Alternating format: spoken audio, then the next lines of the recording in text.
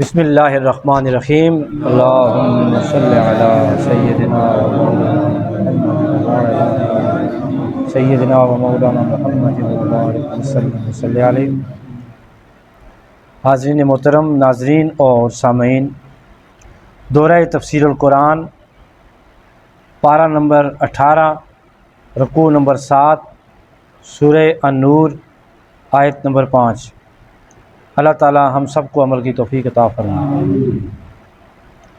آج کی آیت میں کل 11 کلمات استعمال ہوئے ہیں، ان میں سے 7 کلمات ایسے ہیں جن سے ہم مانوس ہیں، 4 کلمات ایسے ہیں جن سے ہم تھوڑے تھوڑے مانوس ہیں، ہم ان کو بار بار رپیٹ کر کے آ رہے ہیں، پڑھ کے زیادہ بار آ رہے ہیں۔ سب سے پہلا کلمہ ہے اللہ۔ یہ میں گزشتہ اسباق میں بھی بتا چکا ہوں کہ اللہ اردو میں کثرت کے ساتھ استعمال ہوتا ہے۔ اللہ یہ کہ اللہ کا معنی استثناء کے لیے استعمال ہوتا ہے، مگر، سوائے، وغیرہ وغیرہ۔ اللہ دینا اس میں موصول ہے جمع، اس سے ہم تھوڑے غیر مانوس ہیں، لیکن اللہ دینا کثرت کے ساتھ استعمال ہوا ہے۔ اللہ دی واحد، اللہ زینا جمع، یہ رابطے کا فائدہ دیتا ہے۔ اس کا معنی ہوتا ہے وہ جو، اور اللہ زینا ہوتا ہے وہ لوگ جو۔ تیسرا کلمہ ہے تابو۔ تابو توبہ سے ہے، جیسے تا و بے، توبہ اردو میں استعمال ہوتا ہے، اس کا لغوی معنی ہے رجوع کرنا، کنیکٹ یا رابطہ کرنا، کنیکشن حاصل کرنا۔ تو تابو توبہ سے ہے، انہوں نے توبہ کی، یہ جمع کا صیغہ ہے ماضی کا۔ مم، یہ من ہے، اس کا معنی ہوتا ہے سے، اس سے ہم تھوڑے غیر مانوس ہیں۔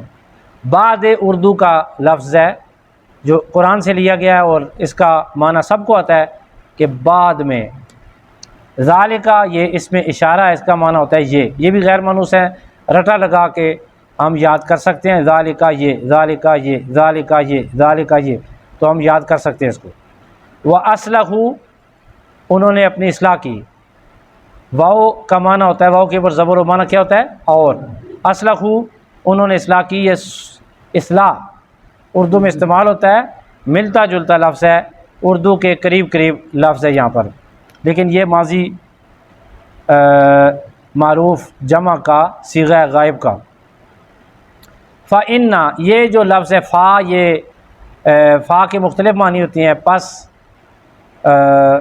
اور اِنَّ جو ہے اس کا معنی ہوتا ہے بے شک، یہ حرف تاکید ہے، اس کا معنی بھی بڑا آسان ہے، ذہن میں آ جانا چاہیے۔ اللہ، اللہ اردو میں بھی اس میں جلالت کے طور پر ہم استعمال کرتے ہیں۔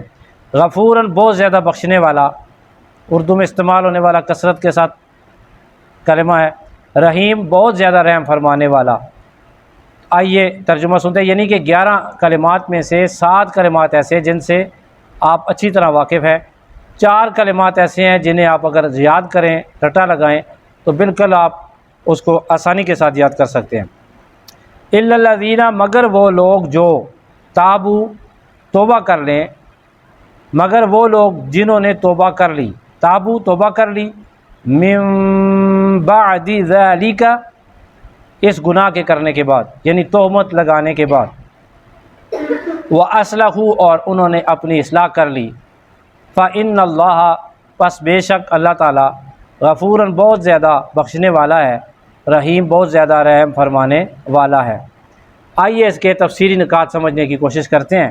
اس آیت کا سابقہ آیت کے ساتھ ربط یہ ہے کہ سابقہ آیت میں کسی محسنہ عورت پر، پاک باز، پاک دامن عورت پر جو بندہ الزام لگائے زنا کا اور پھر 4 گواہ پیش نہ کر سکے، اس کی سزا اللہ تعالیٰ نے بیان فرمائی۔ پہلی سزا یہ ہے کہ اسے 80 درے لگائے جائیں، دوسری سزا یہ ہے کہ اس کی زندگی بھر گواہی قبول نہ کی جائے، تیسری سزا یہ ہے کہ وہ فاسق فاجر ہے، اسے نیک نہ تسلیم کیا جائے۔ آج ان لوگوں میں سے جو الزام تراشی کر لیں، کچھ لوگوں کو استثناء دے دی اللہ تعالیٰ نے آج کی تلاوت کردہ آیت میں، جیسے اللہ فرماتا ہے وہ لوگ جنہوں نے کسی پاک دامنہ عورت پر الزام لگایا، انہیں سزا مل گئی، 80 کوڑے بھی لگا لیے گئے، اور ان کی شہادت بھی قبول نہیں کی جائے گی اور ان کو فاسق بھی کرا دی۔ ان میں سے کون سے لوگ ہیں جن کو استثناء حاصل ہوگا؟ اللہ فرماتا ہے الا الذین، مگر وہ لوگ جو تابو، سچے دل سے توبہ کر لیں، اللہ سے رجوع کر لیں۔ پہلی شرط من بعد ذالک، ایسا کرنے کے بعد، گناہ کرنے کے بعد، تہمت لگانے کے بعد، وَأَصْلَحُوا، اور اپنی اصلاح بھی کر لیں، اپنی اصلاح بھی کر لیں۔ فَإِنَّ اللَّهَ، تو بے شک اللہ تعالیٰ، غفور، بہت زیادہ بخشنے والا ہے، رحیم، بہت زیادہ رحم فرمانے والا ہے۔ لیکن سوال اپنی جگہ قائم ہے کہ معاملہ تو حقوق العباد کے ساتھ تھا، معاملہ کس کے ساتھ تھا؟ کسی بندے پر الزام لگایا اور پھر توبہ کر لے تو اللہ کیسے توبہ قبول فرما لے گا؟ سوال آیا نا ذہن میں، وہ بابا پیچھے بیان ہو گیا نا، اس کو 80 کوڑے بھی لگ گئے اس کو 80 کوڑے بھی لگ گئے، اس کی شہادت بھی قبول نہ ہونے کا اعلان ہو گیا، وہ فاسق بھی قرار دیا گیا، تو یہ سزا اس کے لیے وہی ہے نا، حقوق العباد پائمال کی ہیں اس نے۔ اب اللہ بڑا غفور رحیم ہے، بار بار موقع دیتا ہے۔ اللہ کہتا ہے ایسا بندہ جو شرمندہ ہو جائے اور اصلاح کر لے، اپنی توبہ کر لے، تو اللہ تعالیٰ اس کی توبہ قبول فرمانے والا ہے۔ اب سوال ایک اور قائم اپنی جگہ، ایک بندہ جس نے 80 درے بھی کھا لیے اور اس کی شہادت بھی قبول نہ کرنے کا اعلان ہو گیا اور اس کو فاسق بھی قرار دیا گیا، کیا اس بندے کی تمام جتنی بھی تعزیرات ہیں یا جس کے اوپر جتنا بھی سزا ہے، جتنے بھی ٹیگ اس کے اوپر برائی کے لگے، وہ سارے ختم ہو جائیں گے توبہ کرنے کے ساتھ؟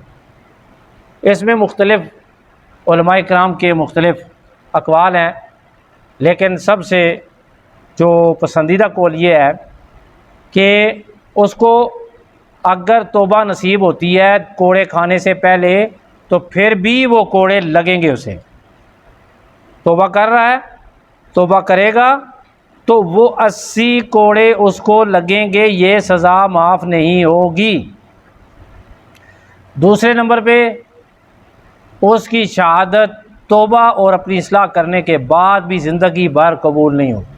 ہاں، فاسقیت کا ٹائٹل اس سے ہٹا دیا جائے گا، اسے نیک لوگوں کی محفل میں شرمندہ نہیں کیا جائے گا، ویسے بھی شرمندہ نہیں کرنا چاہیے۔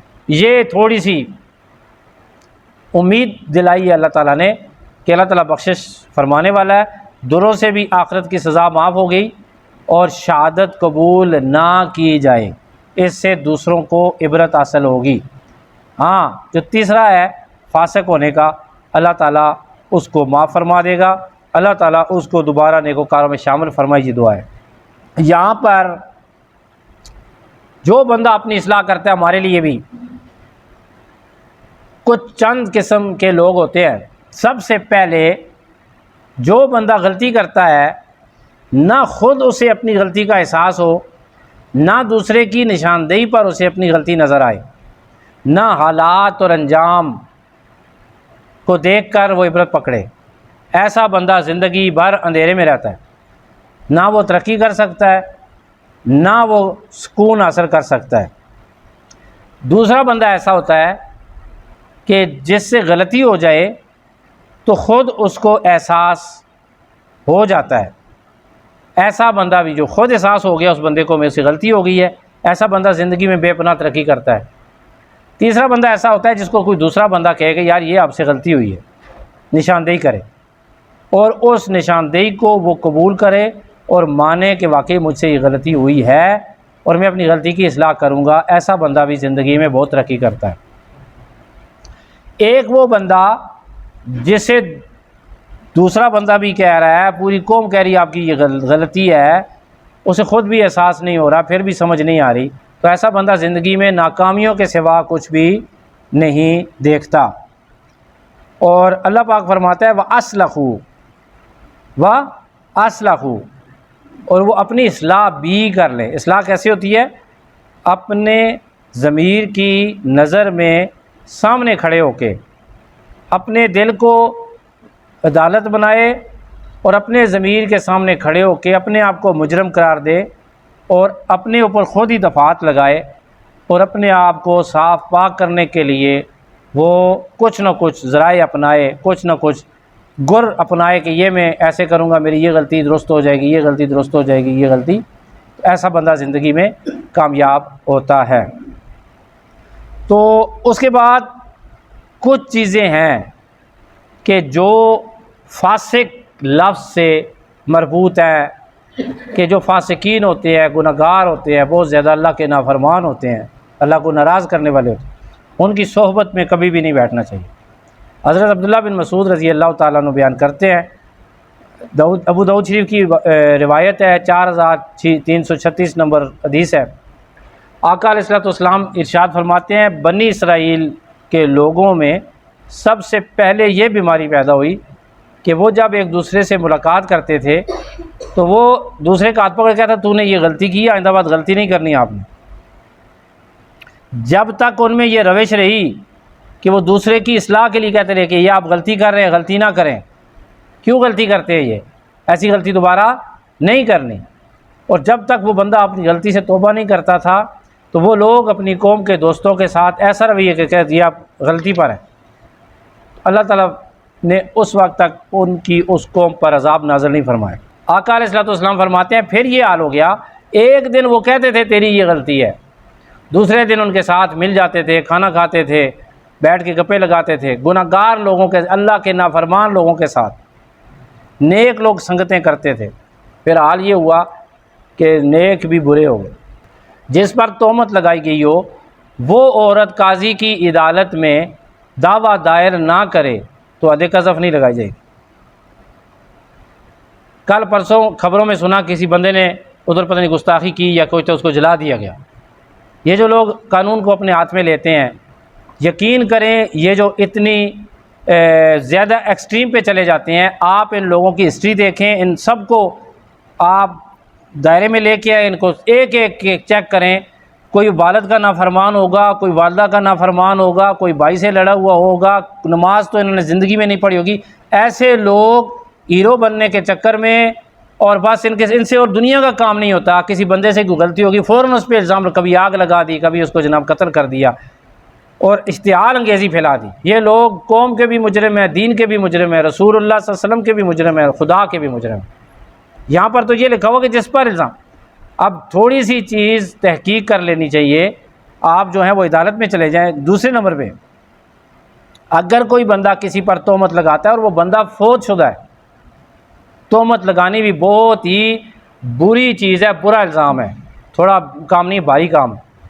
جس بندے نے کسی پہ الزام لگا دیا وہ بندہ فوت ہو گیا ہے، مثلا کوئی کہتا ہے وہ اپنی ماں کا بیٹا ہی نہیں تھا، استغفر اللہ، وہ تو اس طرح تھا، اس کے بیٹے اور اس کے پوتے کو حق ہے کہ وہ عدالت میں جا کر جس نے الزام لگایا ہے اس کو 80 درے لگوائے۔ اس کے بعد ماں اپنے بیٹے پر الزام لگاتی ہے یا باپ اپنے بیٹے پر الزام لگاتا ہے، کس کا تہمت لگاتا ہے، بیٹی پر تہمت لگاتا ہے، بیٹے پر، تو بیٹے اور بیٹی کو کوئی اختیار نہیں ہے کہ وہ جا کے عدالت میں جائے اور جا کے دعویٰ دائر کرے۔ اسلام ماں باپ کا بڑا احترام کرتا ہے۔ اسلام کہتا ہے جس ماں باپ نے آپ کو پیدا کیا ہے وہ آپ کو جو بھی کہیں اللہ پاک ان کو معاف کرتا ہے اور ان پر کوئی حد قذف نہیں لگے ماں باپ اگر اپنے بچوں پر الزام لگاتے ہیں۔ آخری سوال، اگر ایک محسنہ عورت ہے، محسنہ عورت کون سی ہے کہ بالکل پاک دامن عورت مشہور ہے، وہ اس پر کوئی بندہ الزام لگائے گا کہ استغفر اللہ اس نے زنا کیا ہے، وہ عدالت میں جاتی ہے تو عدالت اس کو 80 کوڑے لگانے کا حکم جاری کرے گی۔